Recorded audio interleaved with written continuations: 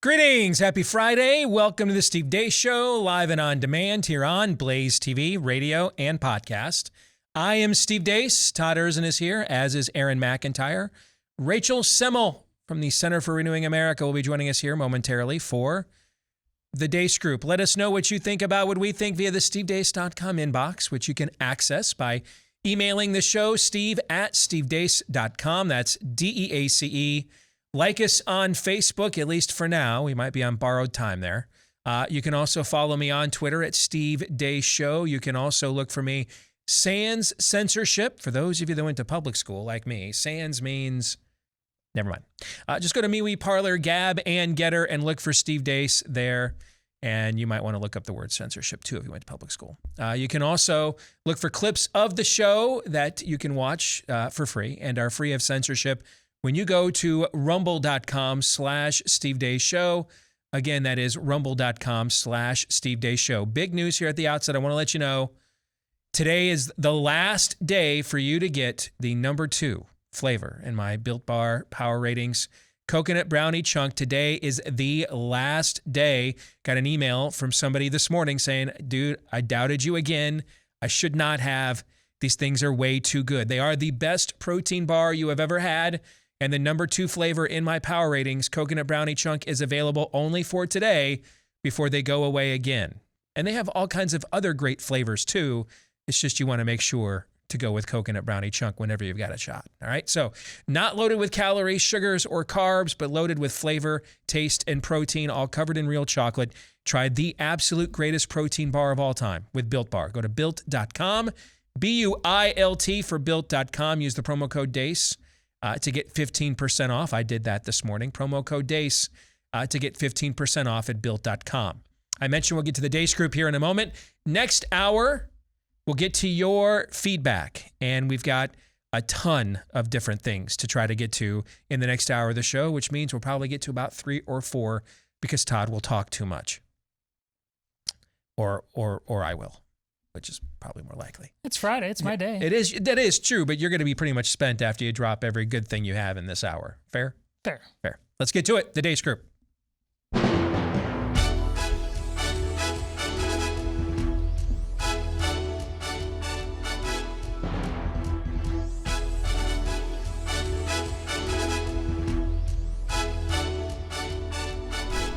Indeed, if you are new to the show and you're like, wow, those graphics, that music, the format, it all sounds familiar. It is. We've completely ripped it off from the McLaughlin Group. I mean, every last bit of it, totally ripped it off. But it is taxpayer subsidized, and John McLaughlin is dead now, so I think it's okay. Let's get to issue 1. Bleep, Lord Nefarious says.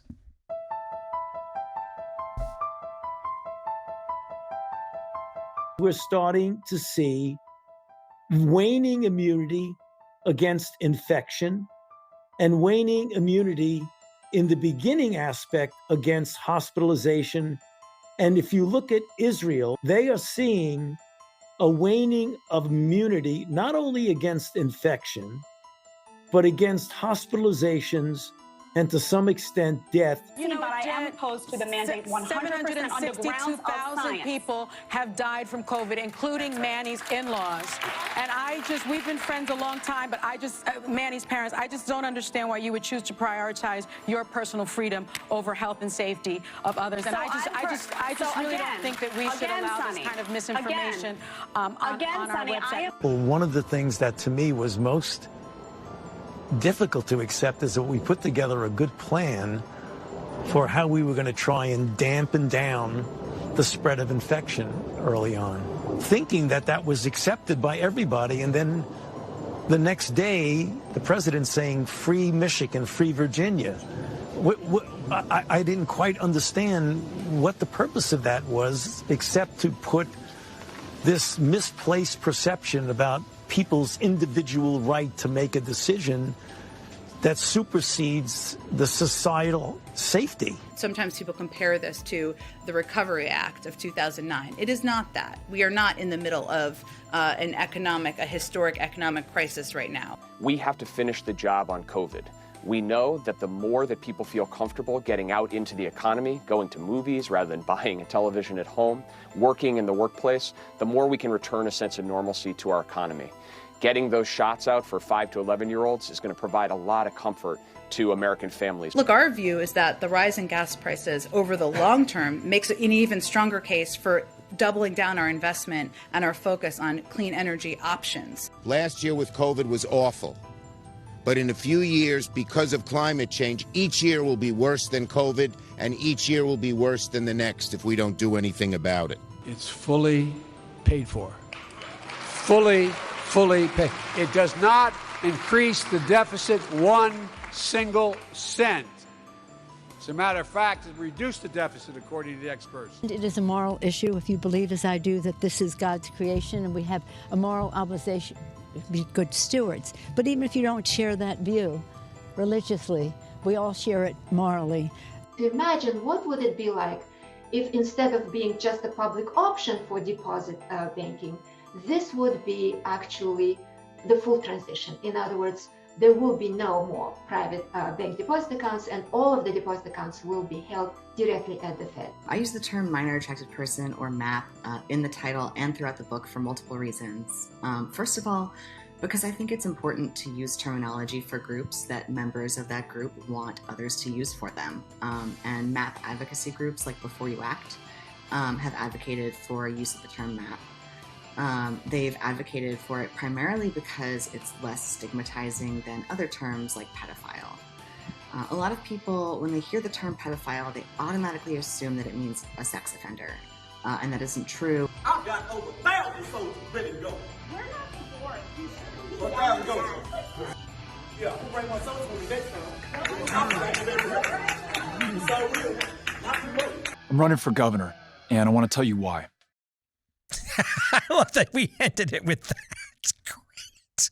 That's great. That is so snotty. That is very well played, Aaron. All right, let's get to the first question. What was the biggest belch from the pit of hell this week? Rachel, ladies first, and you're the guest, so go ahead. Well, before I'll tell you the biggest belch, how hilarious is it now that Nancy Pelosi believes that God created the heavens and the earth? I did not know she believed in creation, but she said it in the press conference. That was a great enlightened moment. I think, honestly, one of the worst things for me this week was not necessarily in the montage, but it was the granular view, front seat view we got to how our justice system is treating some of these political prisoners of January 6th, as we saw some of the convictions or at least sentencings coming out this week. And I know it didn't quite make the cut because there was a terrible amount of horrible things that happened this week. But for me, I was really down in the dumps just based on how awful and real it is that these people are getting the book thrown at them, and who knows, one of us could be next. And so I think that, to me, the way that the January 6th folks are being treated was really frustrating. Well said. Todd? Well, that Alan Walker person who's endorsing pedophilia has been suspended by Old Dominion, but I don't know, breaking news. Not yet imprisoned? Not yet imprisoned. Because that's what every other generation of America would have done, regardless of race, creed, or color. Anybody that would have claimed to be in education and said something like that out loud, first, they wouldn't have dared done it, because the next thing they would have heard is bars slamming. And that's, by the way, if they survived the trip to the water tower from the town daddies, if you know what I'm saying, brother. Well, and this also comes, there's another story that's made the rounds this week about teachers union speakers being sent in to teach teachers how to groom students who seem vulnerable in various ways, and to draw them into the LGBT world. If they're a tomboy, they show some effeminates or sensitivity, right? So it won't come as any shock, despite this news. Instead of us ever realizing a common, something resembling common sense, total depravity, maybe this thing has gone a little too far. There's a group of professors now that have come to the aid of this suspended Old Dominion professor, saying, "Hold on just a minute, let's hear him, her, whatever, whatever, out." I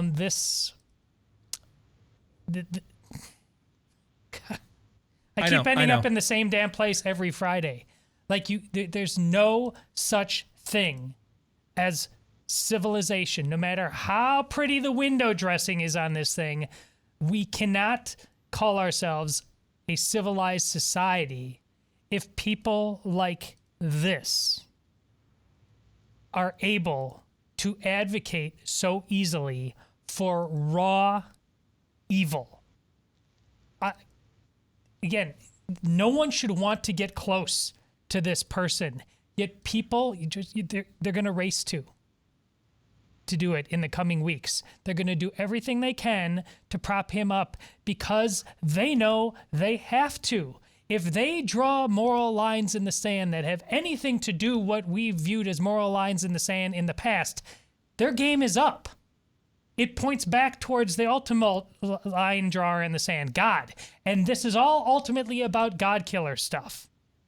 So if you think it can't get worse, just waste another week to see how I'll be speechless next Friday in trying to have to convince all of you it's 2 men enter, 1 man leave. Reminds me of the case in Michigan from a few years ago. You'll recall this one. This is where the teacher was having a homosexual relationship with a high school student. And the parents were, of course, incensed, brought up charges. And at his sentencing, several of his fellow teachers and educrats in the district came to testify on his behalf, saying that he had not committed any form of sexual assault or abuse, but that this was a teenage boy past the age of consent that was essentially wanting to be groomed into homosexuality, and he wanted this. He wanted these relationships, and of course, when a female teacher preys on a high school boy, teachers don't ever show up to say, hey, you know, it's a boy. Of course, he wanted wanted to be hot for teacher and play out a Van Halen music video. Notice there's a double standard here, right? Why? Because there's an agenda associated with one and not with the other. That's why. Aaron. I'm going to have to work hard to watch my tongue because, like Rachel, my worst of the week is not really in that montage. It's actually playing out on Twitter right now among some right-of-center people, whatever the hell that means anymore.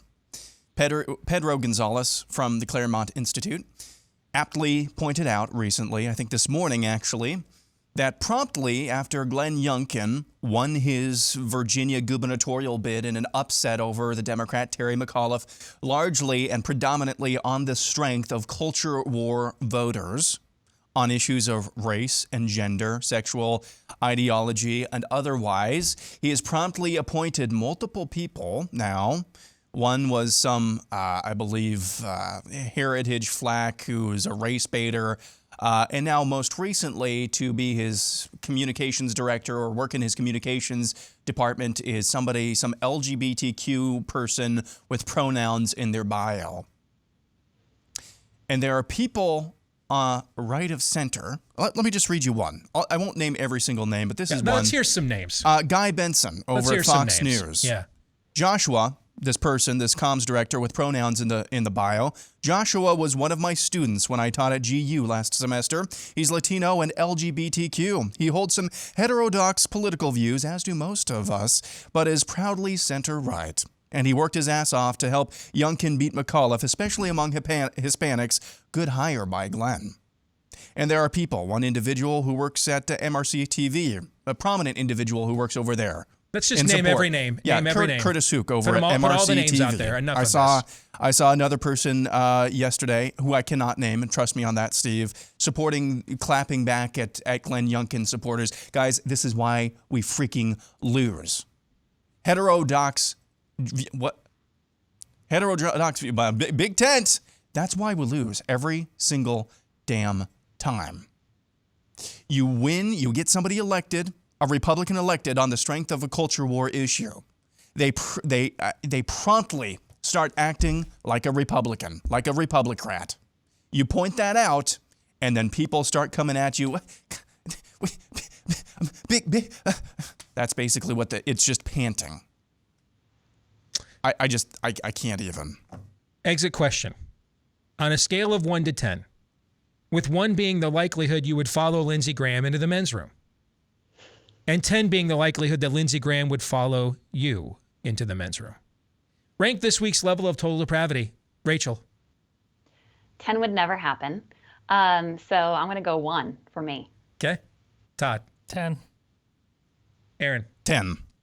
All right, before we get to issue 2, this just needs to be reinforced over and over again. When we have opportunities, because a lot of what we're dealing with, I got a guy was emailing me, I kept trying to open up on my browser the links to the files that you guys put on the BlazeTV special the other night on my Google Chrome, and it would not let me open up the website no matter what I did. So I went to another browser, some DuckDuckGo or something. I've never even heard of that, actually. That's what I use. All right. Well, maybe I should start using it then. But it opened up right away. He goes, I'm not sure what was going on. And I emailed him back. I said, brother, you know exactly what was going on. All right. That you're living in an era of absolute fascism where you are seeing elites. This is the classic definition. Not Trump said something mean, so he's a fascist. That's not what fascism is. The classic definition of fascism is collusion between elites in the public and private sector to essentially dominate society and the rights and the privileges of individual citizens. And that's what's going on right now, which is why when you have an opportunity to do business with somebody who actually isn't a fascist and even supports our values, take full advantage. We recently did that. Our family made the switch, decided to go ahead and pay off the remainder of our bill enough and make the switch over to Patriot Mobile. And if you want to make the switch to Patriot Mobile right now, they've always got specials, first of all, going on for veterans and first responders. All right, so ask them about that. They also use, the same tower as everybody else does. I've not seen any difference in my coverage whatsoever, speeds, nothing. I wanted to upgrade my phone, was able to do that. It was just like any other mobile phone company, except they have actually our beliefs instead. So if you want to take advantage of a free activation with the offer code Steve and make the switch to one of their customized plans, go to their website, patriotmobile.com/Steve. Once more, patriotmobile.com/Steve, or call 972-PATRIOT. Again, that's 972-PATRIOT. Let's get to issue 2, Rittenhouse. The jury in the trial of Kyle Rittenhouse wrapped up its 3rd day of deliberation yesterday, apparently unable or unwilling to acquit the Illinois teenager of homicide charges stemming from his defensive actions during a riot in Kenosha, Wisconsin last year. Judge Bruce Schrader, by this point, has ample ground, it seems, for a mistrial with prejudice. During the trial, the prosecution made several mistakes and/or borderline malfeasant actions, including commenting on the defense's silence in the aftermath of the shooting. During the closing arguments, prosecutor Thomas Binger got out an AR-15, put his finger on the trigger, and pointed it at the jury. After closing arguments, it was revealed the prosecution failed to produce evidence it had to the defense, a high-resolution drone video that would have been central to the defense's case. And just yesterday, Judge Schrader banned MSNBC from the courthouse after an MSNBC freelance reporter was told by a producer to follow the jury bus and take pictures. The man was detained by police. And yet, no verdict and no mistrial with prejudice yet. First question. So we've already talked about this at length this week, Rachel. So let's let the audience hear from a new voice first. What is the biggest lesson that we have learned from this trial so far, do you think? I'll speak for myself because I've been watching it quite a bit, as has everybody else. And I think going back to what I said earlier about also focusing on how the justice system is playing out for some of these political prisoners of January 6th, combine that with what I'm watching in Rittenhouse. And I think it's a paradigm shift that I've undergone this week, kind of along the lines of what Todd was talking earlier. I've been upset. I've given every week a 10 out of 10 or whatever the worst on the Lindsey Graham scale is that you can give. I've been doing that. And I've just been spiraling because I don't think it can get worse. And this week has almost transitioned into, I've been upset and I've given it a terrible rating, but I am now, and we are all now going to be called on possibly to adapt our own behaviors because this could happen to us because there's no common sense. None of this makes sense. And it's completely unfair. And I'll be honest, because that's a really poor note to leave everybody on. I did go back through the Gospels last night and was encouraged to find out there is a man who went through an illegal trial and was murdered for telling the truth in exchange for a mass murder. And he gives us a line of how to cope with these times. And honestly, that's the only thing that's gotten me through this week because my biggest takeaway is we're all going to be Kyle Rittenhouse someday because it doesn't make sense. It's 100% on the money. Yeah, I don't know that we should even do the remaining hour and 40 minutes of this show after the point she just made. I mean, should I just do the rest of the live reads? That's really all anybody cares about around here, right? And just shut her down. We met our contractual obligations, because I don't even know what we'll say the next hour and 40 minutes. I just know it won't be better than that. I know it won't be more insightful and wiser than what she just said. But Todd, go ahead and give it your best shot. I will, but God bless you for that, Rachel. Here's the thing. As is the way with the pundocracy in social media, the prosecution, the lawyers have been mocked. So stupid. What are you doing? You're holding the gun and your trigger control. Blah blah blah. Here, but we keep, and we do this with Pelosi and everything, but they know exactly what they're doing. They're not stupid. The theater, the lie, is the point. They know they can get away with it. I know you think it's so pathetic. Of course this thing is going to be thrown out. Of course the rulings go Rittenhouse's way. Yet here we are, as stupid as we saw everything supposedly be there. And there's rumors that this is a hung jury right now. Did you see that reporting? There was Newsmax, I think, reported that last night, that it was 6-6. Yeah. Because, again, that jury... Now, whether that's accurate or not, I don't know. I mean, Newsmax can't even be honest about what its own employee vaccination program is, so I don't know that I can trust that report, frankly. I think that's fair, but it wouldn't shock you in the least, would it? And that's no, it would not shock me. This is a jury of his peers. And listen, all of us, our peers these days are suckers, they're simps, they're cowardly. I mean, they weren't out there defending their property and their rights, were they? They don't want to take a stand on anything. So are you shocked that despite how pathetic that defense was, the theater was the point all along? And that the theater, that guy knows he's going to be okay. Even if he loses this case, that guy's going to get paid to be on MSNBC. You know, and they'll with the money they save from not having to chase down the jurors in the bus anymore. This is who they are. They mock, they shame, we cower, we don't fight back. And that jury, so far apparently, might be buying it hook, line, and sinker. We should mock, we should shame, but we never finish the deal. We never realize we mock, shame, but in the end, we must end. Steve's commandments. What is one of your rules? Never confront or never attack which you're not willing to kill. There it is. Yeah. And we just never are, which speaks to what Aaron said earlier about Youngkin. You'll get no credit for showing restraint or anything whatsoever. No. If you're going to go over the middle, you might as well catch the ball, because you're going to get lit up by the safety coming over the top either way. I'm not in this for the laugh track. It's an added bonus at times, but I'm not in this for the laugh track. I need more. I want to win. Aaron, do you think any of the people caught up in the Russian Revolution, the innocent bystanders, I should say, the collateral damage, civilians, do you think any time that they were taken in for questioning by the authorities or taken in unjustly for any matter whatsoever, do you think that they thought at some point, oh, this is just a big misunderstanding, this will get cleared up in our court system or whatever version they had? Do you think that anybody during the Nazi takeover of Germany who really wasn't opposed to the Nazis, didn't really, thought some of their ideas about race were a little bit weird, but, this is just a passing fad. We've got elections again, sometime soon. Oh, crap. The police are at my door. They want to question me about some business associate I had. I'm sure this will all get taken care of in the court system. I have nothing to worry about. It's a big misunderstanding. Understand this. There are no misunderstandings anymore. This will not be worked out in court.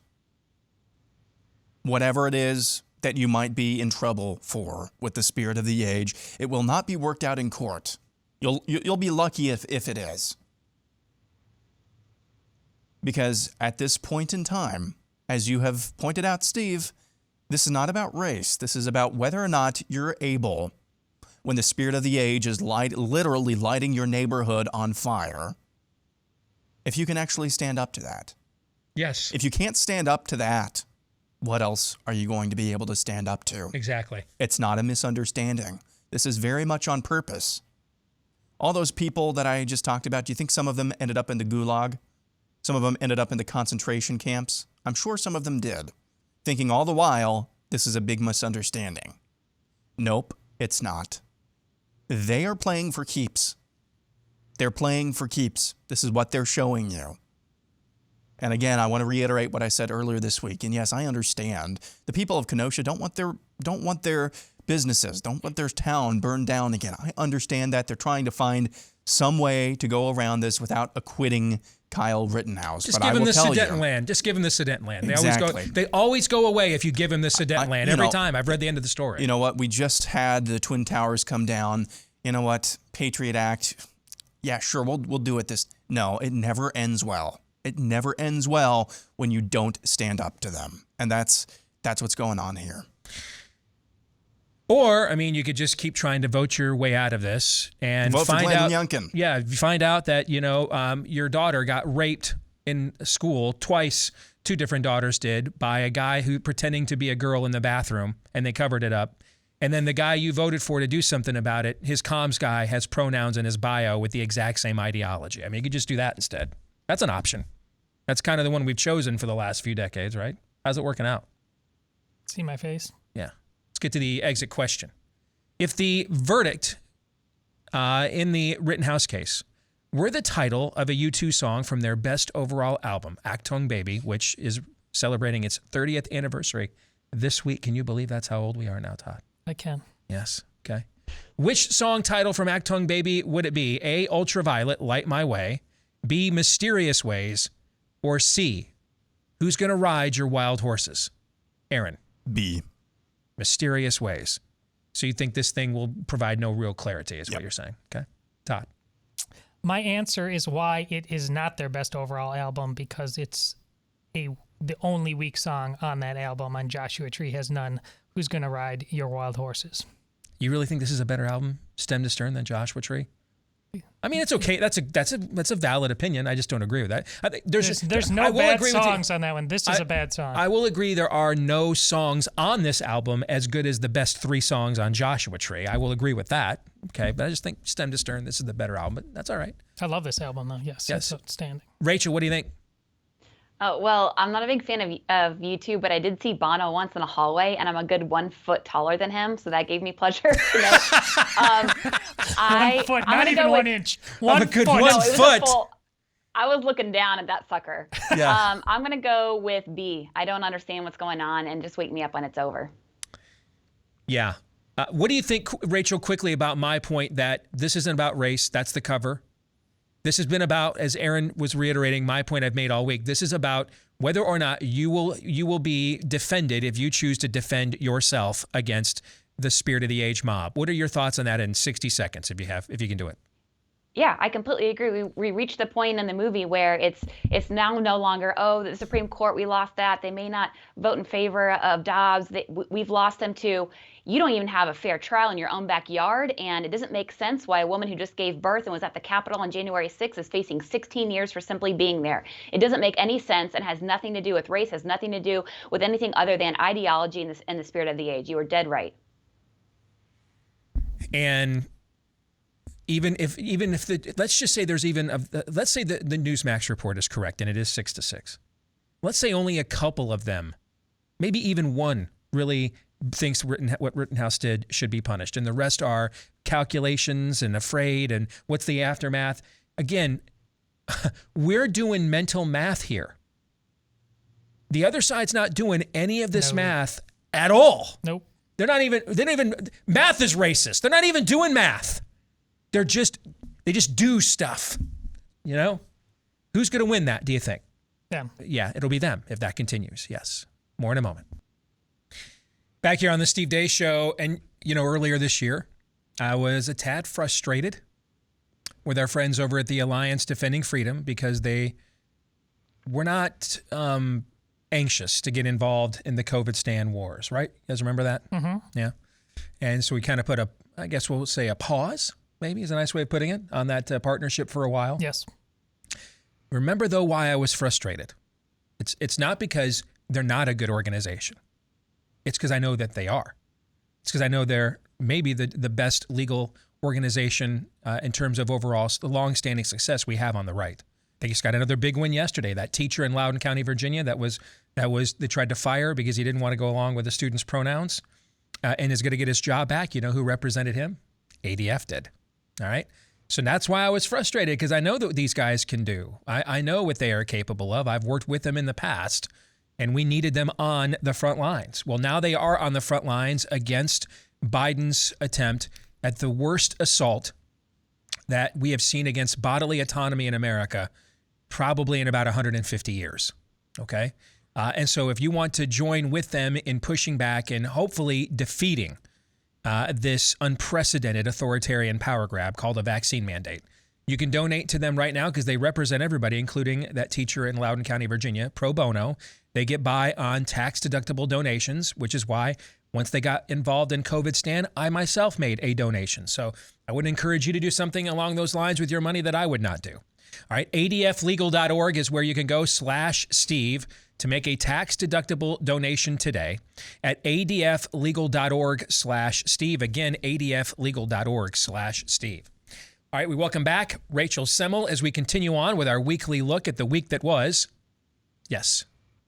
I have an issue with our computer here. It just froze up on us, which plays all of these bits. All right. Do we need to stall here for a second? For like 30 seconds. That would be appreciated. We will stall for like 30 seconds. And Steve, go ahead, while Rachel. We're stalling, I can give you a little something I was actually talking to ADF about yesterday. Yeah. I don't know if you guys saw that this week, Biden, in advance of Secretary Blinken going to Nigeria, took Nigeria off of the religious liberty concern list, which is shocking because Open Doors has Nigeria as one on the top 10. Yep. COVID has actually increased Boko Haram attacking and raping and murdering children. And ADF is going to step in and start pushing back against what Biden is doing on that. So they did some good stuff on that. But add that to the worst of the week, taking Nigeria off the persecuted Christian list. See, these are things, this is how you know this stuff is not political. Take it from Rachel. I mean, she is still doing full-time hands and feet politics, all right, at an administrative and granular level, as she put it earlier. They don't have to make moves like this. This administration's got 57 other problems right now. Rachel's worked in the White House. She can tell you are drinking from a fire hose, and that's when you think you're actually on the right track, let alone when you're underwater on virtually everything, as this one is right now. They don't need to add anything else. They don't need another chore, more angst. They don't need to make any more enemies. And is the religious freedom status of Nigeria really high on a lot of people's priority lists? No. So why do something like this? Politically, it's to no benefit on any level at all. Why? Because this isn't political. This is real spiritual warfare happening in this country, playing out, just so happens to be on a political within the political realm. But this doesn't benefit politically on any level to even go there at all. They just did this because the forces that are behind this hate you. And they hate the truth. That's why they did it. For no other reason than that. Which is why I'm looking forward to this topic. Issue 3.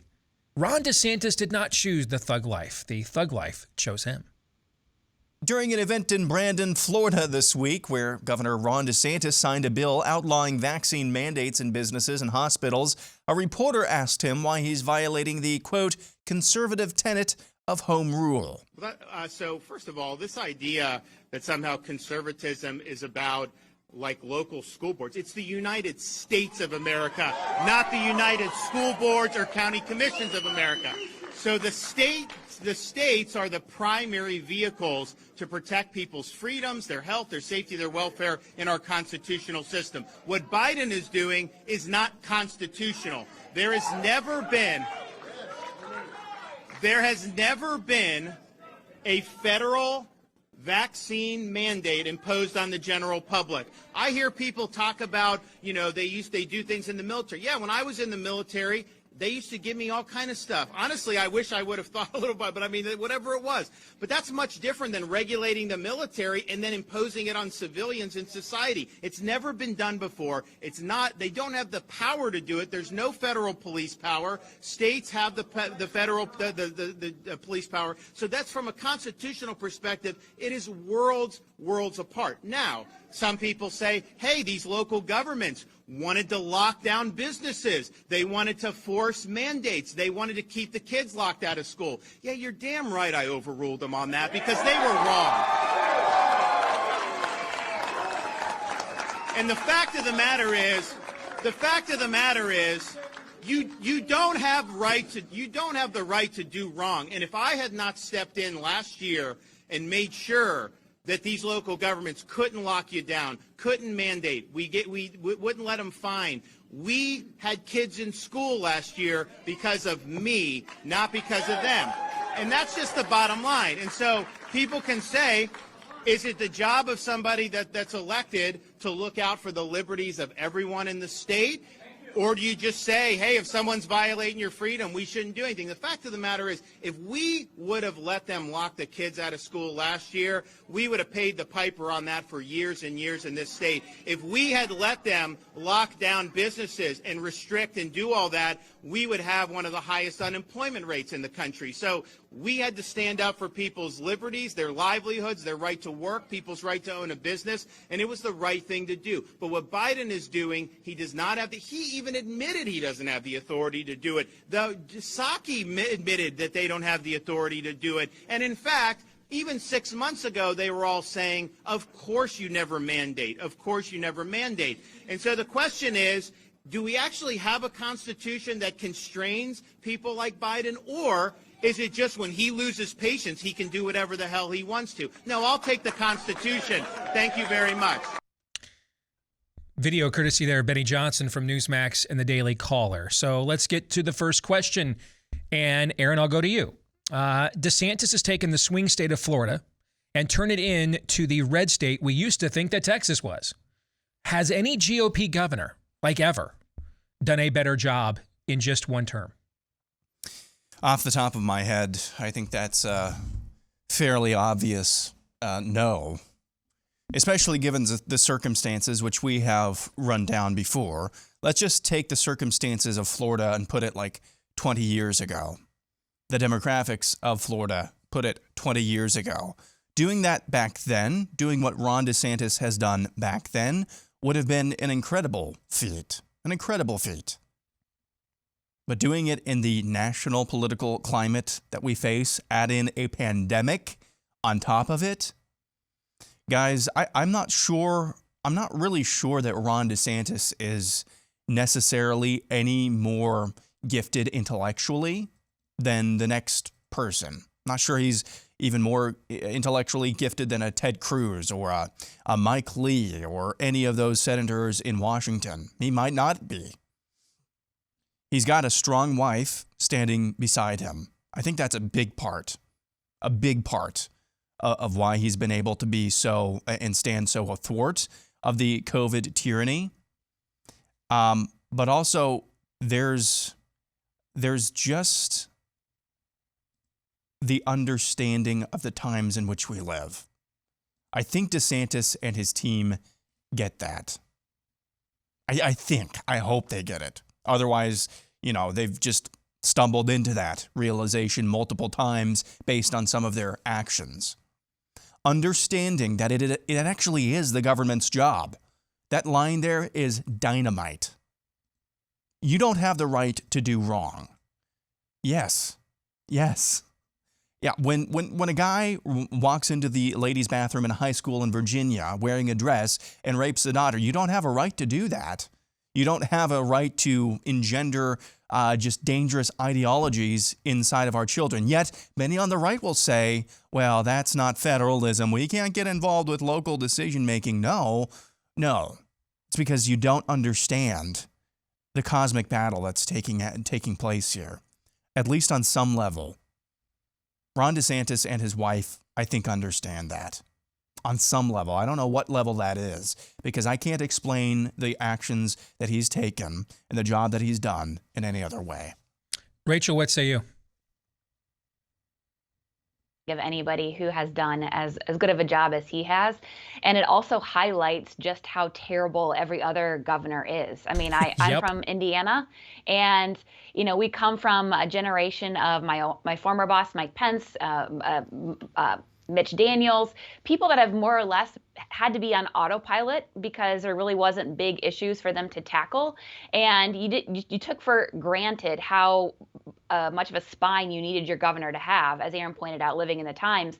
But then you would get a good governor here or there, would be really great on one issue. Maybe he was really great on, say, lowering taxes or making sure that Indiana was the greatest place to live for your family. But then there was always a squish spot. Mhm. There really isn't too many squish spots with DeSantis. He's crushing it on critical race theory. He's crushing it on COVID. He's crushing it on law enforcement, giving bonuses to cops. He is a unicorn in the sense that once we see something we like in a governor, we always have to turn the other way. I mean, people got suckered in with Kristi Noem because they saw a shiny object and they forgot there was a 50 million downsides to her. Mhm. But you don't get that with Ron DeSantis. You turn him over, you flip him over, he's great on both sides. I think of Scott Walker as being phenomenal on one issue, and then we could not imagine how undefined he was on virtually every other issue nationally when he tried to run for president, right? What do you think, Todd, quickly? I think you'd have to maybe go back to Reagan. As governor of California. As governor of California. And what beyond just the issues of the time, knowing a moment, how to transition that into a larger stage. Standing up to the protesters and the hippie movement and that kind of stuff when he was governor there. Yeah. That's an interesting analogy. All right, let's get to the exit question. If DeSantis's ultimate political future were a song from U2's Actung Baby, again, celebrating its 30th anniversary this week, which song title from Actung Baby would it be? A, One. B, Even Better Than the Real Thing, as in something even better will eventually come along. Or C, Acrobat. One. What do you think, Aaron? One. Rachel? If I understood this correctly, I think two, right? Because nothing better will come along? Or are No, you saying something that... even better will come along. Okay, I'm one. You're I'm at in a the one. one camp now. Okay. So let's get to the kicker question here with a quick answer.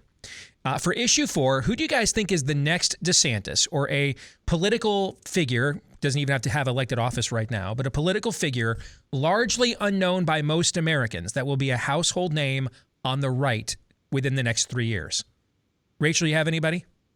Yeah, Janice McGeehan, Idaho. I think she's fantastic. Oh, that is Daniel's crush. The LG that there. That is Daniel's crush. Yeah. I'm stealing it. I think she's phenomenal. I mean, who else has the stones to make themselves acting governor when the governor travels and then throw in some anti-mask mandate? Right. And you'd think Governor Little would learn to never leave home. Don't leave the state. House arrest. Yes. Don't leave the state, man. That woman is awesome. Yeah. I hope everybody knows about her soon. She actually just got Trump's endorsement. A lot of people were worried that was not going to happen, but she did. So, but that's a name that Daniel is very high on, and you've known him as long as I have. He's not high on anything. So when he's high on someone, look out. Aaron. You grab it with both hands. Yes, you do. Yes. I would say I know she's familiar to a lot of people on the right already, at least in the Twitterverse. But I think Lauren Boebert. I could see that as well. Yeah. I wonder if she's actually benefits from the presence of a Marjorie Taylor Greene. Mm-hmm. In that they've kind of sunk all their claws into her. Yep. And so she hasn't gotten the Marjorie Taylor Greene Palin treatment. You know what I'm saying? Right. Yeah. I wonder if she's kind of been deflected from that. Todd. Real quick, I love what she did 2 days ago. Did you see that? Where they were trying to censure Gosar. Oh, yeah. And she just stood up and read the account of Eric Swalwell tapping the Chinese spy. Yep. I just love the fact she just did that. That was great. That was masterful trolling. Go ahead, Todd. I'm sorry. Relative to how he's known now, we know him, but Chip Roy. Yeah, I don't know how unknown he is from the right. I mean, on a household level, a congressman from Texas is, from the Austin suburbs is not a household name, but I could see that. That is if he doesn't spontaneously combust in the next 6 months, because y'all think you're on your last nerve. All right. Chip left, I just tell you as his buddy, Chip left last nerve behind around Labor Day, guys. All right. I mean, right now, man, he's not even coasting on fumes. He's pushing the car around the track at this point. And to quote he's Cuba so frustrated. Gooding Jr., I dig that about him. He is. He's on a very thin. He's not even on a thread, man. He's on the sliver of the thread that fell on the floor, and you picked it back up, but you can't find it. That's where Chip is at right now. Okay, let's get to our predictions.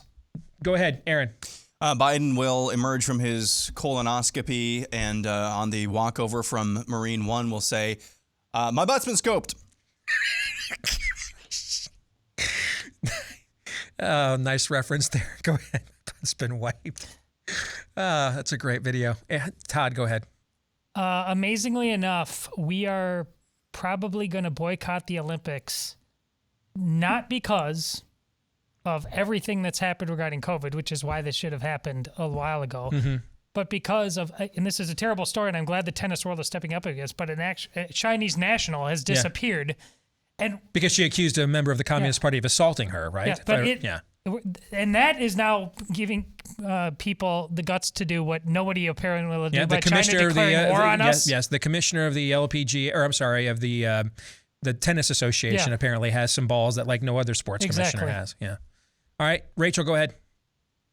You know, I'm stuck on this whole Rittenhouse thing. I think that whatever happens, my prediction is going to be that they're going to drag, as they already are, the judge through the mud, and they're going to find another victim to prop up once they figure out, hey, we can actually survive a public trial where none of the facts are in our favor, and we can just start doing this to everybody. I think we're going to start seeing a lot more high-profile, unfortunately, political prisoners being made a scene of, and I think we're going to have to get used to that fact. I think you're probably right. My prediction, by Christmas, they will trot out the phrase pandemic of the unboosted by Fauci and the Democrat media. You will hear that phrase by Christmas. Science! Yes. Rachel, good to see you as always. All right, have a great Thanksgiving. Take care.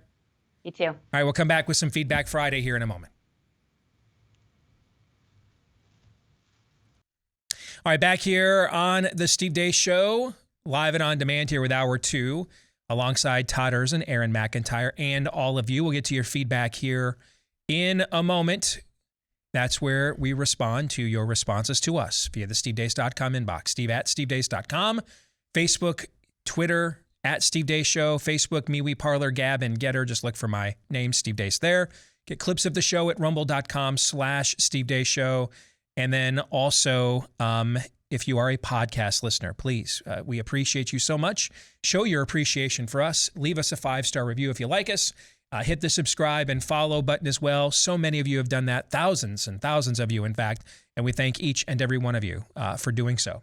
Also, if you own your own home, if you don't, next 60 seconds or so, you don't need to worry about. But if you do, make sure you are aware of what is called home title theft. Now, this is where cyber thieves go online, particularly right now with exploding home values across the country, and they go to online databases where maybe they've got information about you from a data leak somewhere that they can't use to steal your identity, right? They can't use it to steal your identity, but they can use it to pretend they're you to log in. I mean, somebody just did this to us on DoorDash last night. My wife got an alert about, hey, you've ordered well over $100 worth of food. Why do you want it delivered to San Antonio, Texas? Right? So I mean, that's an example of what I'm talking about. We have identity theft protection. You should if you don't, by the way, but we have that. So, I mean, they're not going to steal our identity, but somewhere along the line, there was a data breach and they got the password to our DoorDash account and tried to order well over $100 of food last night before Amy shut them down. That's an example of what we're talking about. And they go online where your home's titles are kept. Log in now that they have this personal data. Log in as you. Make it look like you sold your home to them, and you could end up spending a fortune in legal fees to prove that you did not do this, that this was a fraud that was committed against you. That's why you want Home Title Lock. They put the barrier around your home's title.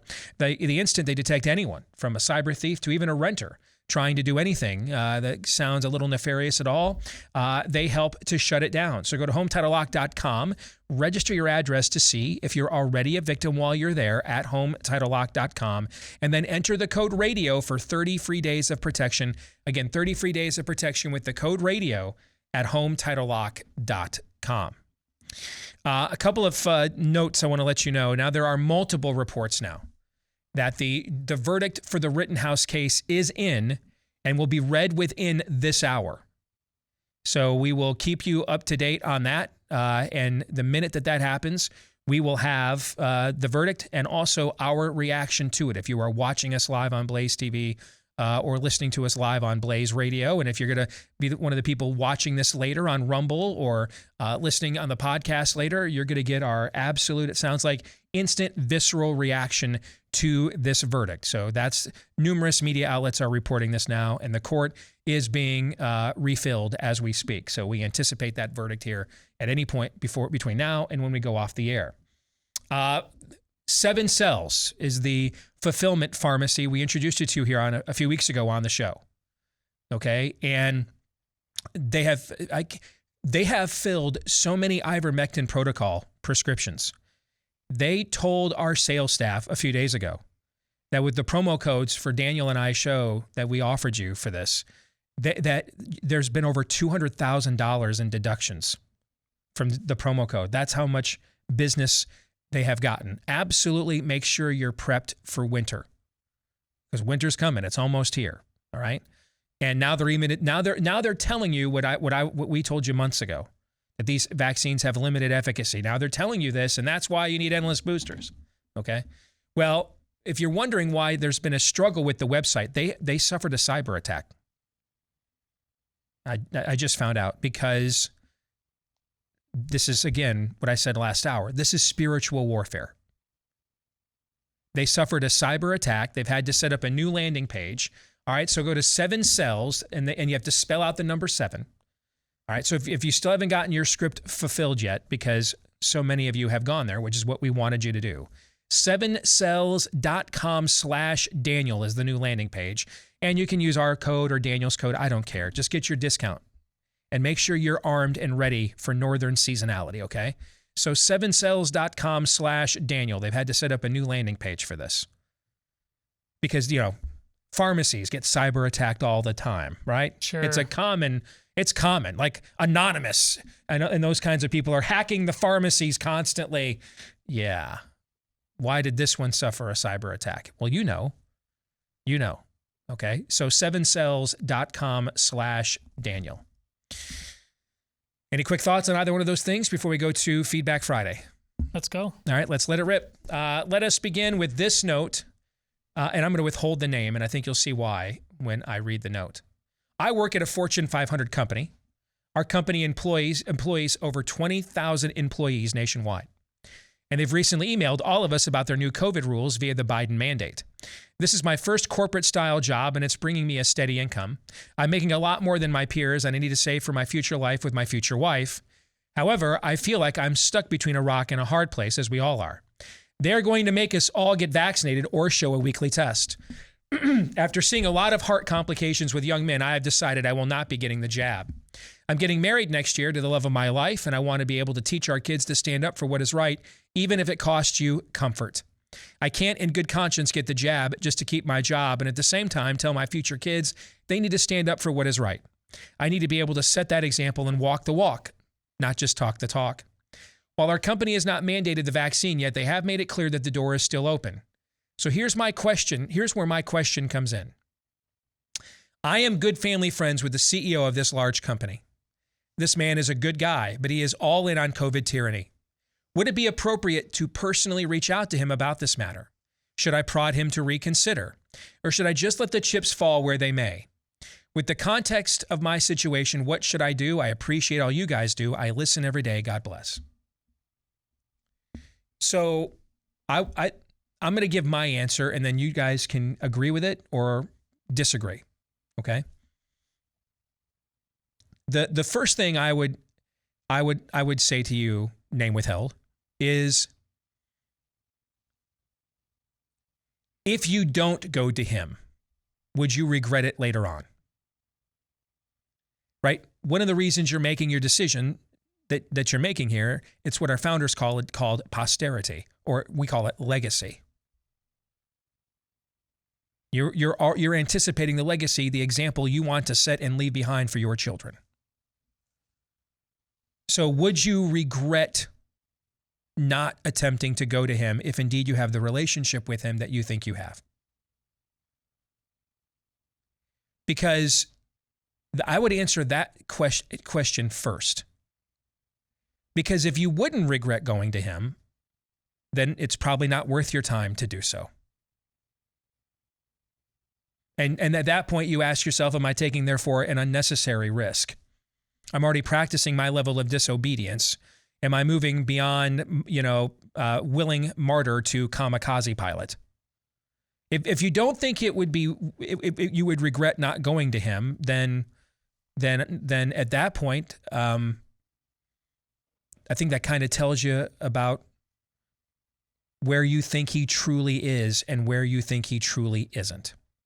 So that's really now that I think about it, really the only question that I think you have to ask yourself is, would you regret not doing so? Any thoughts on that? Yeah, considering the darkness of the options, and you actually have this in front of you, it would be malfeasance not to take advantage of this, because there's very few good options before us these days. All of them are going to require some level of pain and suffering. And the cult is such. I've been watching with what's going on with Sweden. Obviously, we've talked about on the show that they've been vaccinated, but apparently now they may have their own version of a vaccine passport. Yes. Like, we've made no bones about the fact that, they've been a diehard socialist country. For whatever miracle that took place that convinced them and almost them alone to just rely on actual science, and it have borne out to be right. But now that actually they're safe from that and all is politics, now apparently they may be devolving back into the same cult status, and they just want to rule. I can't think of any other way than that's the case. And here in your relationship here, the power of the cult status is such that if it's even right now, and I'm not certain of it yet, but if it's even going to kneecap Sweden, after what Sweden has genuinely accomplished, you've got to take every opportunity you can to provide as much breathing room as possible, not knowing where it may lead. But we're going to need some miracles along the way. Let's face it, folks. We just are going to. And you need to buy some time. So I would absolutely take advantage of this. All right. So you just went Mordecai and gave him the Esther speech, basically. Yeah. Right? Okay. Aaron, you have any thoughts on this? Yeah, I'm more in line with Todd. I think with the stipulation, if you have the relationship that it seems like you do with this individual, you must do that. I think the very fact that you're even asking this question indicates that you're struggling with this. The answer to Steve's question is, yes, I would regret this. So I would say if you're asking this question in this circumstance, the answer is yes. All right, let's get to the next email. And this is from Dr. Kimberly Gambino. She is the lead psychiatric provider at the Cumberland Family Medicine Center. This is in Kentucky. All right. I am a loyal listener to your show, and thank you so much for your guidance and inspiration during these perilous times. I'm a doctorally prepared nurse practitioner with 2 national board certifications. I have 30 years in the nursing field. I tell you my background so you are aware of where I'm coming from. I'm in the midst of COVID stand. I'm appalled at the attitude of my own company and the physician who owns it. With the vaccine mandate looming, emotions are high. I recently sent an email that I would not be taking the jab to administration and attached my reasons why. I sent my religious exemption letter as well as proof of my natural immunity and a link to the Israeli study regarding natural immunity. I'm obviously not compatible with this company any longer and will either be resigning or most likely forcing them to fire me. When an individual like myself speaks against the cult, I am labeled as incompetent or spreading false information. But for 30 years, I have practiced with integrity and tried to give the best patient care possible. I have heard and seen incidences in which patients are literally sent home from hospitals without any treatment, and some of them have died. I can't believe we are here in the medical world, and it breaks my heart. The idea that we give no treatment to a sick individual but force vaccines that obviously are not even working. These vaccine pushers never question the lies of Dr. Fauci or why Congress has exempted themselves, illegal aliens, or the United States Postal Service. They don't care that Walensky, CDC director, cannot tell Congress how many of her own staff are vaccinated. Recently, a dear friend at 81 was sent home without treatment and was found dead by his family a week later. My heart was broken, but he is one of many. I know there will be a meeting with me next week, and I am sure it will be to attempt to get me into the groupthink. That will not happen. I plan to tell him that I bow to God and not any man. They may call me a kook, but I call them a cult. Steve, what further advice would you give me? I am walking away from a 6-figure salary, but my conscience won't allow me to stay, and I'm contemplating leaving the field. I pray you read this on the air for others that feel as alone and helpless as I do. Dr. Kimberly Gambino, lead psychiatric provider, Cumberland Family Medicine Center. First piece of advice, make it hurt. Cause as much pain and discomfort on your way out as you can. This is what, and even good friends of mine. Remember Kim Davis, also in Kentucky, by the way. Mm-hmm. I get that she doesn't want to issue gay marriage license, so just resign. No. Nope. No. There's no testimony in just resigning. There's no testimony in that. Kim's testimony was bolstered by her refusal. The refusal. Force the spirit of the age to do the deed. Make it happen. Cause the pain to occur. Make it as painful as possible while not violating your integrity, not violating your professional decorum. But make them do it in broad daylight. Expose it all. Force the call. Call the bluff. Do we have a verdict? Yes. Not guilty on all counts. Not guilty on all counts for Kyle Rittenhouse. Now, buckle up. But hallelujah. Yeah, there is still good on those jurors. Yes, good on those jurors. I honestly just got to chill at that. Give me a second here.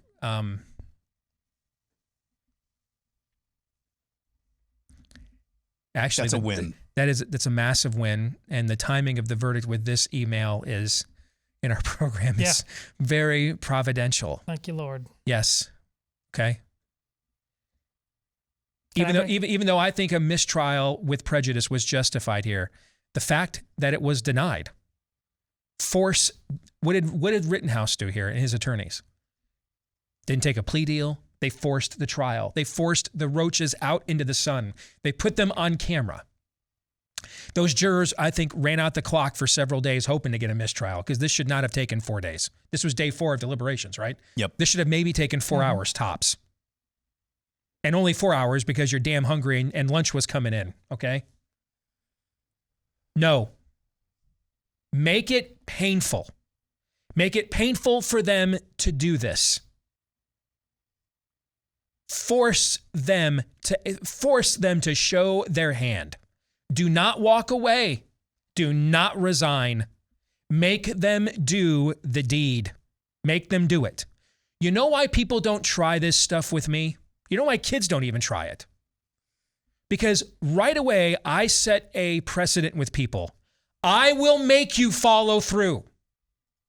You're welcome to step to me if you want. Chances are you can kick my ass. But we are going to find out. We will find out. We will see it through to the end. Let me tell you, of all the people I've met in this business, the last damn person I'm getting in a fight with is the 5'5", $105 Jewish dude named Daniel Horowitz. Why? Because he's that guy that had the lowest weight on your high school wrestling team, but nobody ever messed with him. Because you knew that guy was going to the mattresses. You better be prepared to see that altercation all the way through to the end because he's biting kneecaps, elbows on the way out. He ain't going down without a fight. And you literally will have to finish him off. Because he'll fight you to the last freaking breath. Do you have the stamina and willingness to do that?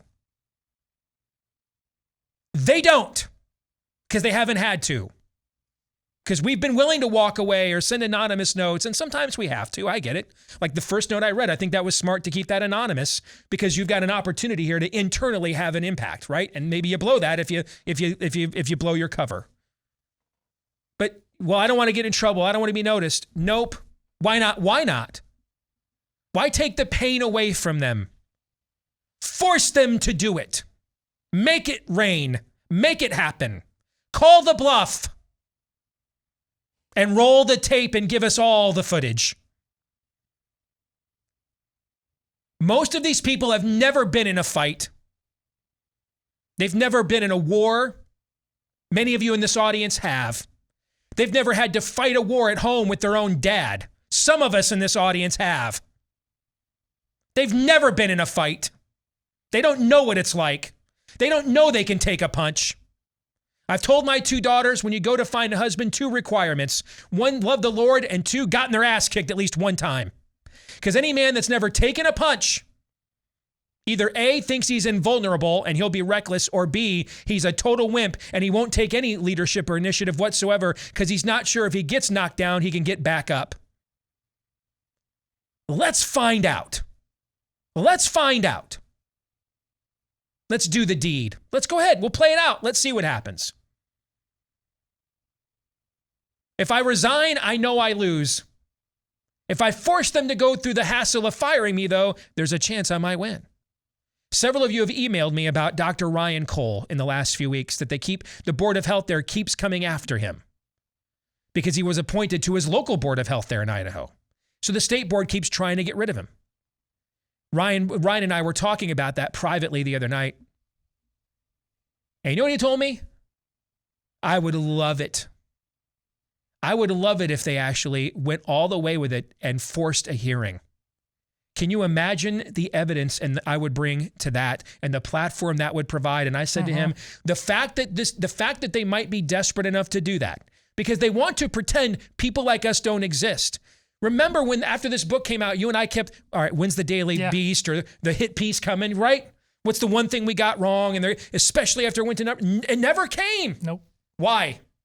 Because they don't want to give us a platform to annihilate them by confronting us and considering us legitimate. You want people like Ryan Cole to have their licenses brought up because it's in those hearings where dude's going to go, here I stand, I can do no more. May God have mercy on my soul. Do your worst because I've got receipts. We want this confrontation. They win because they get to avoid it. They don't have to wrestle with the truth. We take our truth and we bury it under a bushel, resign, quietly go away. No more. Be a hassle. Be an a-hole. Be a pest. Make them do it. Make them put the blood on their hands. Confront them. Most of them don't have the balls, I promise you. I've gotten this far in life, born to a 15-year-old mom, by 2 things, the grace of God and calling the bluffs of bullies, whether their names are Dave Deace or Mitt Romney. That's how I got to where I am. Call the bluff. Most of these people don't have what it takes. That's why they virtue signal to the mob, please give me affirmation. They're weak. Make them fight. They don't have any fight in them. Any thoughts, gentlemen? Well, we're trying to save this thing called America, and nothing less than that. Well, remember, how did Captain America become Captain America? Before he had any power, he was chosen for something fundamental that was in him that would let those powers be used for good instead of evil. When the bullies came, what did he say? I can do this all day. That needs to be you, without exception. You know what? Those jurors in Kenosha, whether or not I was hung for a while, whether or not juror, I think it was 54, was reviewing this case at home, they came to the right conclusion. It's clear based on the fact that they deliberated for 3.5 days. They did not want to reach the conclusion that they did. But they knew, somehow, some way, they knew this was what we had to do. You are going to face consequences. You're going to face consequences for speaking up, for taking the correct answer, or the action, I should say, for confronting evil when it appears in front of you. When you have the opportunity to do so, you will face consequences.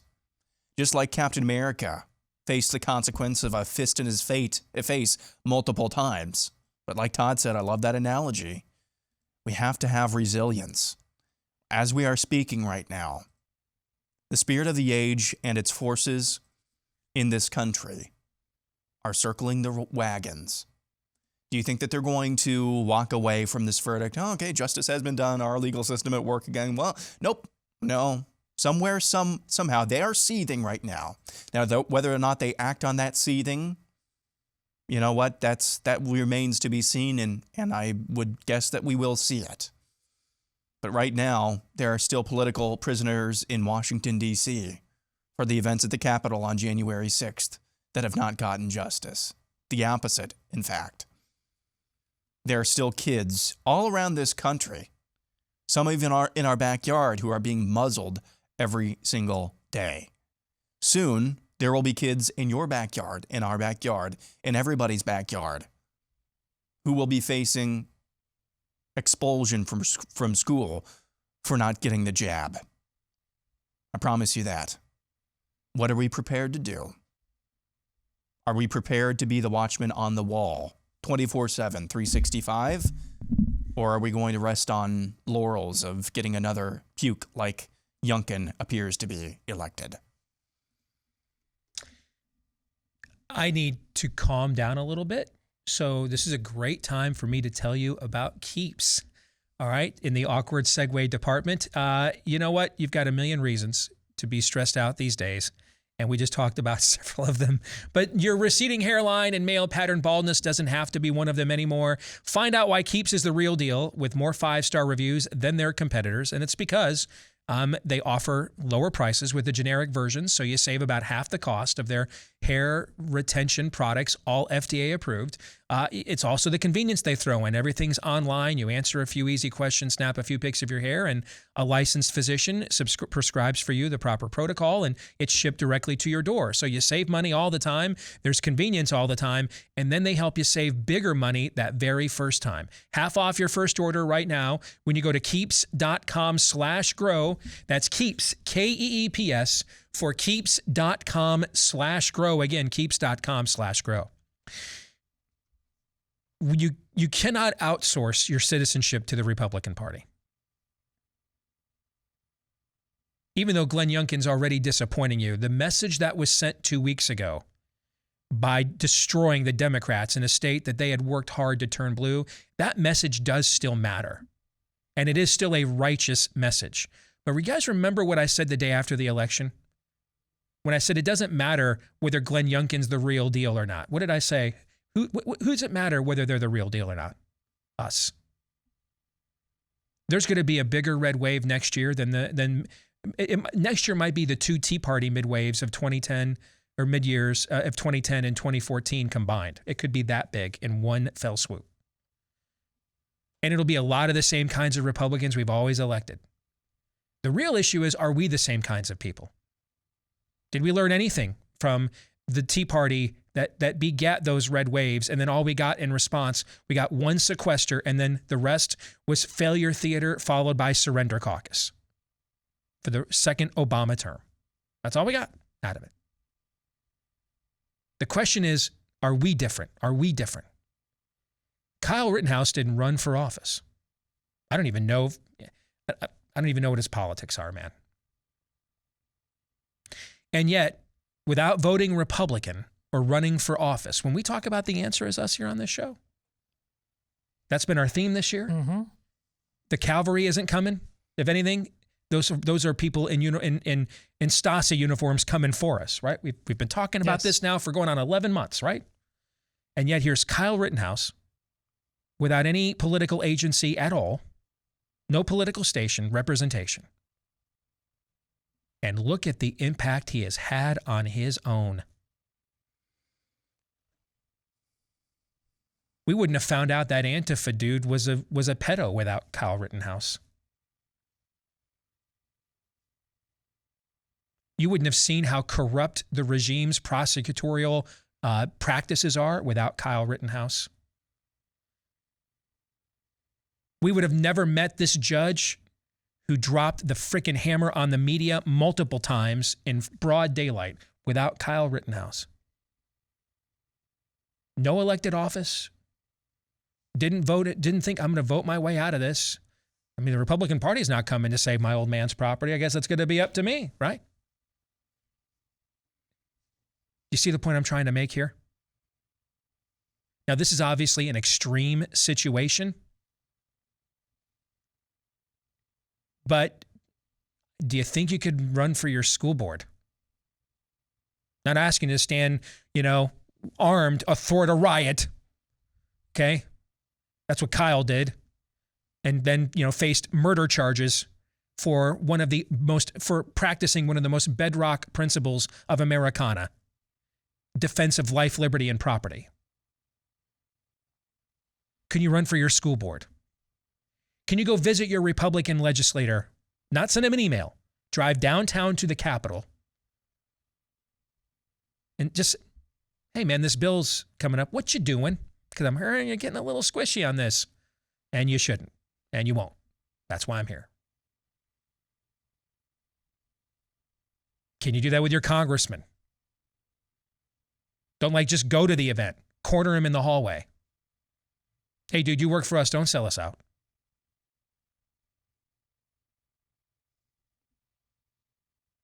Because that's really all we've really had to do for the better part of the last 30 years. And we just didn't do it. I'll never forget one of the individuals I helped get elected to the state house here in Iowa a decade ago when we had the gay marriage battle raging.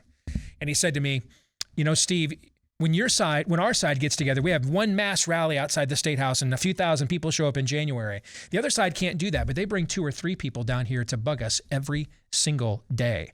And that's effective. See, we haven't been willing to do that. And that's why we're where we are. And that's why Glenn Youngkin and people like him are where they are too. All right, back here on the Steve Deace Show, and you've got 360 joints from your neck down your back, through your vertebrae, to your arms, hips, knees, and feet. That's a lot of places for inflammation to seep in and cause chronic pain, especially as we get older. And the crappy thing about getting older is that if we are inactive, the inflammation gets worse. And then if we try to get active, the inflammation can get worse in response. All right, that's why if you're looking for an all-natural anti-inflammatory, use the one I use. I use daily. That is also backed by over 30 years of clinical research. It's called Omega XL, and right now you can buy one bottle, get a second one for free when you go to omegaxl.com/Steve. That's omegaxl.com/Steve. Or you can give them a call at 800-844-4888. They'll give you the same offer there. Just tell them we sent you when you call 800-844-4888. I just want to reinforce this point that I made before the end of the last segment, because it goes to everything we've talked about all year long. The Republican Party didn't come to save Kyle Rittenhouse. In fact, a lot of Republicans haven't said a damn word about it. You didn't decide, you know what, I'm going to wait till the next election, and I'm going to vote people in that will think rioting's bad. In the meantime, I guess we'll just wait for my old man's property and home to be destroyed.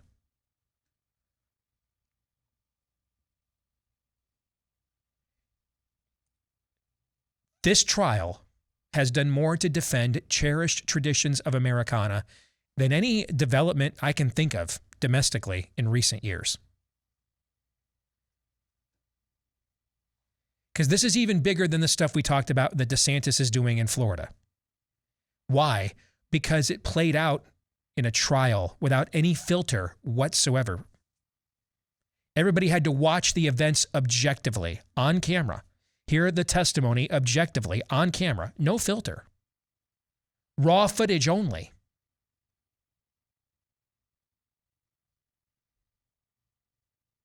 And you saw that this entire thing was a sham. Because it's not about race. This has always been about whether you have the power still to defend your way of life. Or does the spirit of the age get to say, those are our streets now. Those are our homes now. That's our property now. Those are our towns now. And here's our thugs.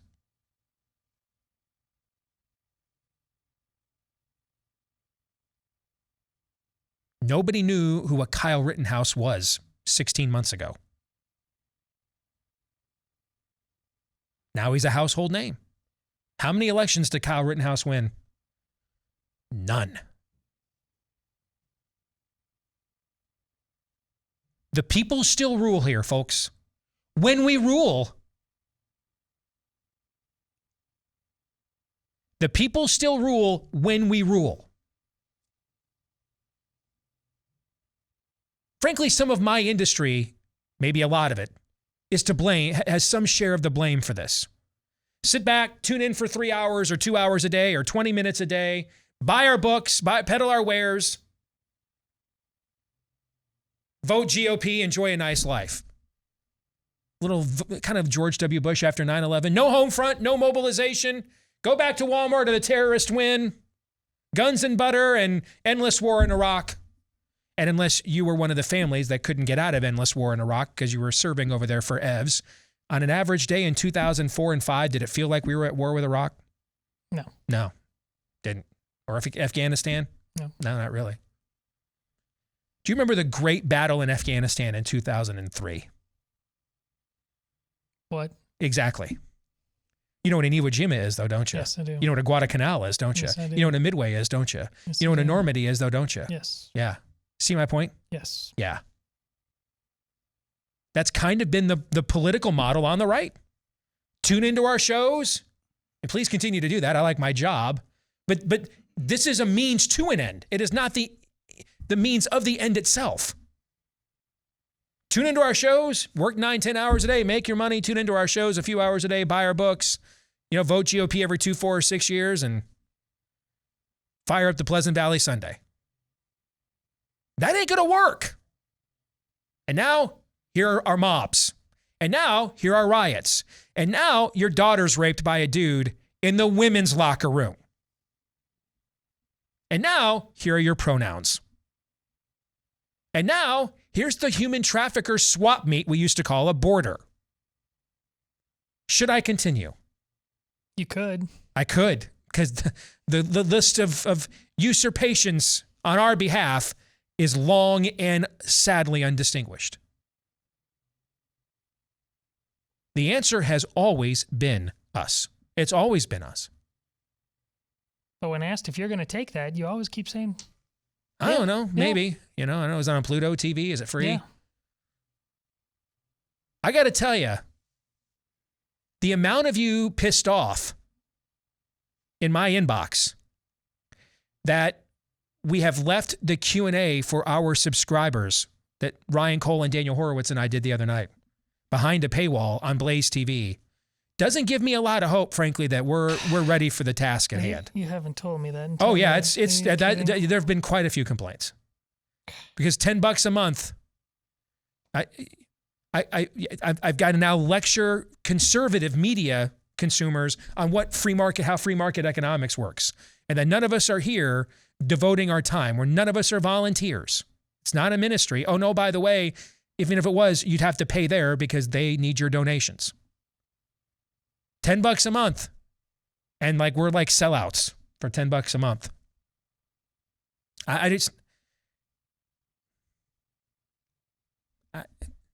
It's always been us. We've always been the problem. Therefore, we are the solution here.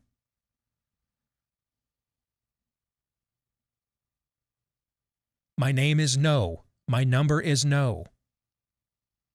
If you call it again, it'll be hell no. No. You have a mask mandate where you live because you obey it. You have a vax mandate where you work because you obey it. You have tyranny where you live because you obey it.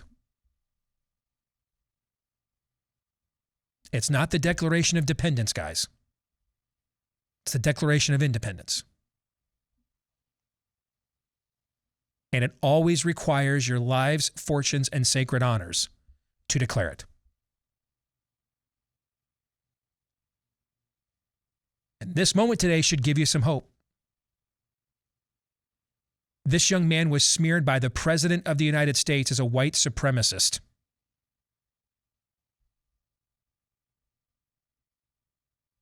The entire media industrial complex attempted to destroy this young man. They literally tried, the spirit of the age literally tried to kill him. with a pedo who came off the top rope with a skateboard.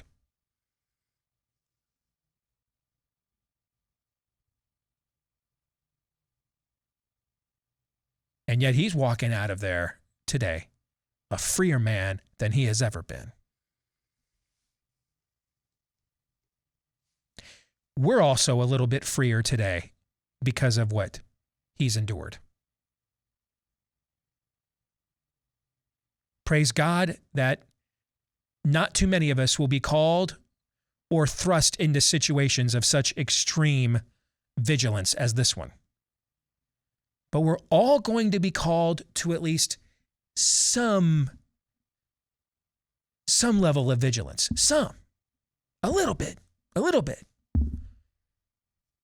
Can I tell the foreman at the job I go home and complain about every night? Nope.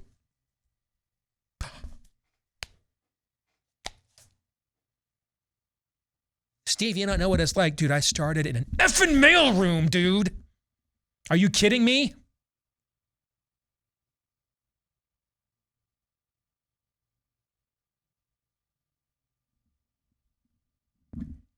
I was thinking about this today.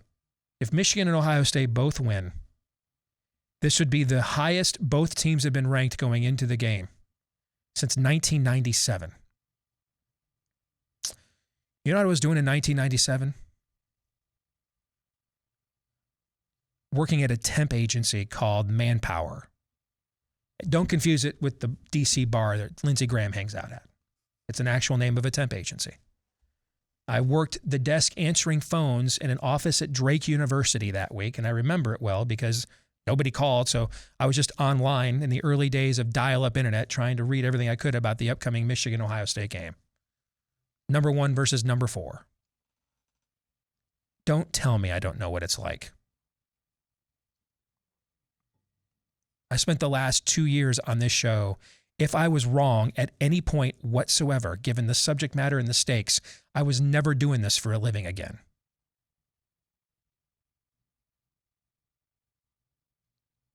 Don't tell me I don't know what it's like.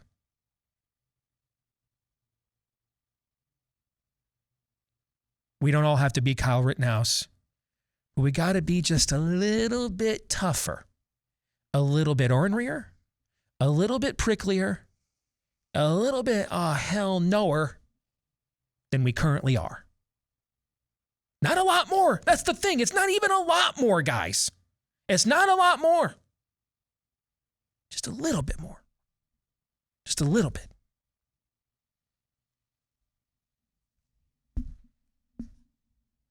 Janet Rogers writes, I've been confused as to why Black Lives Matter wants the conviction of Kyle Rittenhouse for killing 2 white men. I have concluded they want to send the very clear message that they own the streets, not people emboldened enough to protect themselves, their family, friends, and possessions. We are to live in fear of their judgment and justice. Amen. Janet is correct. 100%. Yep.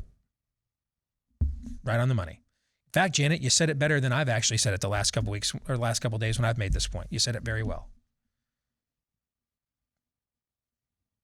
Ben writes, I have 3 boys, ages 5, 4, and 1. My oldest son is getting old enough now that he is starting to see and question things. For example, he asks why I'm not wearing a mask in public when everyone else is. And where did COVID, we call it the bad bug, come from? I want my boys to be able to enjoy their childhood without being worried about the bad things that are going on in the world. At the same time, I would like to be as honest as possible about the challenges that we are facing.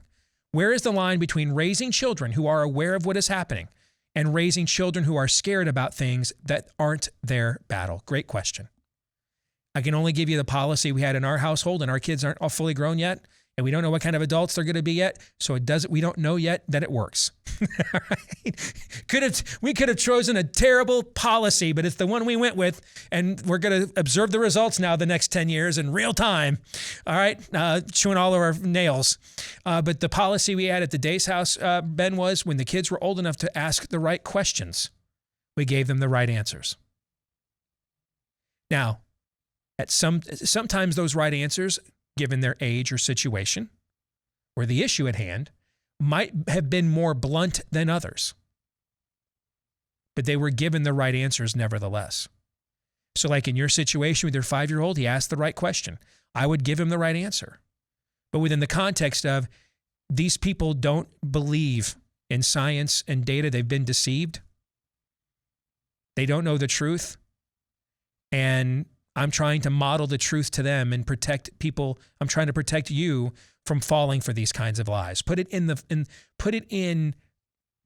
a framework of you're protecting your son by doing this. Because number one, that's what your 5-year-old wants to feel, is that dad is going to protect me and keep me safe. I can trust and rely on my dad. But yeah, ultimately, if the kids were old enough to ask the right questions, we gave them the right answers. You have a thought on that one, Todd? Well, it has a lot to do with what you just said about needing to be a little bit pricklier, a little bit ornery. It can't all be theoretical. You don't need to pick every fight, but your kids will sooner or later develop the BS meter. And if it's always all talk, if it's always all hat, if there's never any cowboy, it's going to get hollow. And this starts with faith and goes all the way down. When did you practice? When did you bear your cross? When were you willing to take the risk? When were you willing to be called the names because something had to be said that no one else would say? That is everything. And it's why my kids know that in our household that they've seen that even if it's hard to understand, even if on some days it's hard to agree with, they know, Steve talked about before, they'll know I'll take it to the mat. Definitely for them, but I'm not about empty words. I will follow through on what I say as the leader of my household. That has to happen. That's a non-negotiable. Follow through there is the key, especially as you get older. You're willing, or they get older, I should say, when they will start thinking for themselves. They will start questioning you and doubting you because they want to become their own individual. And when you go through those times, your willingness to follow through on what you claim to believe will have built-in credibility and integrity with them. So even during the times when they won't agree, they will still trust you and your motivations as your sincerity because they've seen you actually follow through, as you just said, on what you believe. Now, if you want to follow through on record low mortgage rates right now, whether that's a refi, that's what I did recently, or maybe you're going for the whole shebang. You're looking to relocate. Maybe you want to live in a state like Florida and Iowa and see what it's like to still be somewhat free. Someone just sent me an email doing the song, I'm proud to be I'm proud to be a Floridian, or at least I know I'm free. All right, if that's you, you've had enough. I've got to get the HE double hockey sticks out of here. When you go into the real estate market during these unprecedented times, make sure you go in with a real estate agent that you can trust, and you'll find them at the website that has the name that is called realestateagentsitrust.com. What do they do there? Well, they help you find a real estate agent that you can trust, a fully vetted track record of success, someone who will come in, take charge of your situation, but still remembering that ultimately you are the one who is in charge here. And you'll find that agent at realestateagentsitrust.com. Any final thoughts before we get out of here? I think we should be overjoyed, obviously, about the verdict. We should be thankful that the jurors faced the pressure of the mob literally outside of the courthouse. Guys, we cannot let our guards down at any point of wherever this thing called Western civilization is going. We always have to be aware. We always have to be ready to stand in the breach. How are you doing that? Well said, John 3:17.